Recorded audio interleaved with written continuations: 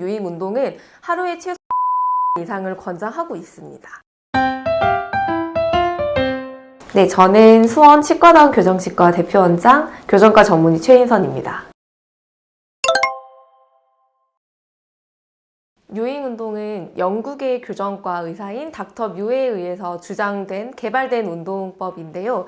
혀를 입천장에 붙이는 운동을 반복함으로써 얼굴형의 개선을 준다고 하는 운동 방법입니다.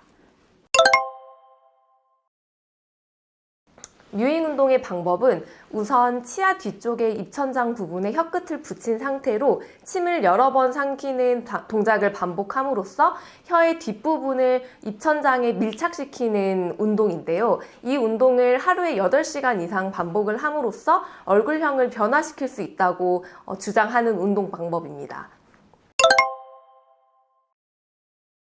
네. 닥터 뮤 선생님이 말씀하시는 유잉 운동은 하루에 최소 8시간 이상을 권장하고 있습니다. 유잉 운동은 혀의 위치를 개선을 해주기 때문에 우리 소아청소년 아이들, 성장기가 아직 진행 중인 아이들에게는 굉장히 효과가 좋을 것으로 생각이 돼요. 예를 들면 구호흡을 하는 아이들은 혀가 입천장에 닿아있지 못하고 아래쪽으로 떨어져 있는 경우가 많습니다. 구호흡이 계속 진행이 되다 보면 흔히 아데노이드 얼굴이라고 하는 얼굴 형태로 발달이 되게 되는데요. 아데노이드 얼굴은 얼굴이 길고 코가 길어지고 아래쪽으로 처지면서 매부리코가 되고 이렇게 다크서클이 생기는 전형적인 얼굴형을 말하는 것인데요. 이 경우에는 유잉 운동을 통해서 혀의 위치를 개선해준다면 그런 얼굴형으로 성장하는 것을 막아볼 수 있겠습니다. 이게 유잉 운동의 장점이에요. 그래서 성장기 아이들에게는 유잉 운동을 해주는 것이 의미가 있을 수 있겠으나 아이들이 너무 앙다무는 습관을 지속적으로 하는 경우에 양쪽 근육까지 같이 성장을 해서 심한 사각턱이 될 수도 있기 때문에 주기적으로 치과에서 검진을 받으면서 유잉 운동을 함께 동반해주는 것이 좋을 것이라고 생각이 듭니다.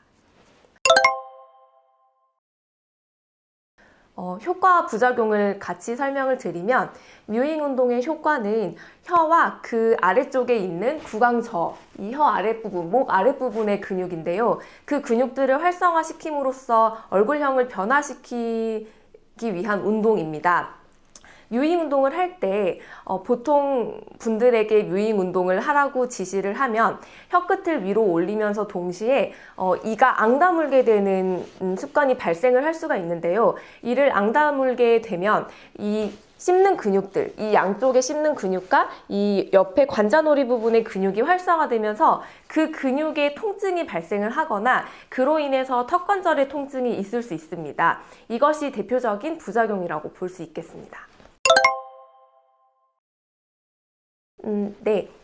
유잉 운동은 방금 말씀드린 것처럼 턱관절 주변 조직들이나 아니면 근육들에 무리를 줄 수 있기 때문에 평소에 턱관절에 통증이 있었거나 증상이 있었던 분들은 유잉 운동을 하지 않으시는 편이 좋겠습니다. 네, 유잉 운동으로 사각턱이 되신 분 같은 경우에는 유잉 운동을 할 때 혀를 들어 올리는 동작을 함과 동시에 앙다무는 훈련이 같이 되어서 이 씹는 근육 중에 하나인 이 양쪽 볼 쪽에 있는 근육이 발달하면서 사각턱이 되셨을 확률이 높아 보이는데요. 이런 경우에는 양쪽 근육의 힘을 풀어주는 것이 필요하기 때문에 평상시에 의식적으로 힘을 빼고 있는 훈련, 이를 앙다물지 않고 치아와 치아 사이가 약간 떨어져 있을 수 있게 습관을 들여주시는 것이 좋겠고요. 이 턱 근육이 과도하게 발달한 경우에는 보톡스와 같은 치료를 받아보실 수 있겠습니다. 네, 비대칭은 골격적인 영향이 더 큰데요. 만약 골격적인 타고난 신체 구조 때문에 비대칭이 발생한 경우라면 유잉 운동을 통해서 근육으로 얼굴형을 변화시킬 수는 없어 보입니다. 따라서 이런 골격적인 비대칭을 개선하기 위해서는 수술적인 방법이 동반이 되어야겠습니다. 뮤잉 운동은 주변 근육의 변화를 통해서 얼굴형을 변화시키기 위한 운동이기 때문에 사실 골격의 성장이 다 끝난 성인에서는 효과가 떨어진다고 볼 수 있어요. 그래서 주걱턱이 이미 발달한 분들이 뮤잉 운동을 한다고 해서 얼굴형이 드라마틱하게 변할 것을 기대하기는 어려울 것 같습니다.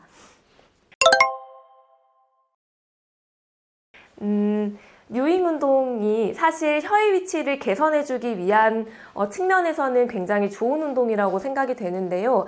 왜냐하면 혀는 이상적으로 항상 입천장에 붙어 있는 게 이상적인 위치인데 여러분들이 혀가 입천장이 아닌 치아와 치아 사이에 이렇게 떨어져 있는 분들이 많이 계세요. 그렇게 되면 혀는 근육 덩어리이기 때문에 치아를 자꾸 미는 힘이 발생이 될 수가 있는데 그로 인해서 치아가 앞으로 돌출이 된다든지 더 나아가서 치아와 치아 사이가 이렇게 개방되어 있는 개방교합이 발생을 할 수가 있습니다. 이런 경우에는 혀의 위치가 개선이 됨으로써 치아의 위치가 조금은 나아질 수는 있겠습니다. 다만 치아 한 개 한 개의 그 위치를 올바르게 잡아줄 수까지는 없기 때문에 이렇게 틀어진 치아의 위치를 잡기 위해서는 교정치료가 동반되어야 될 것으로 보입니다.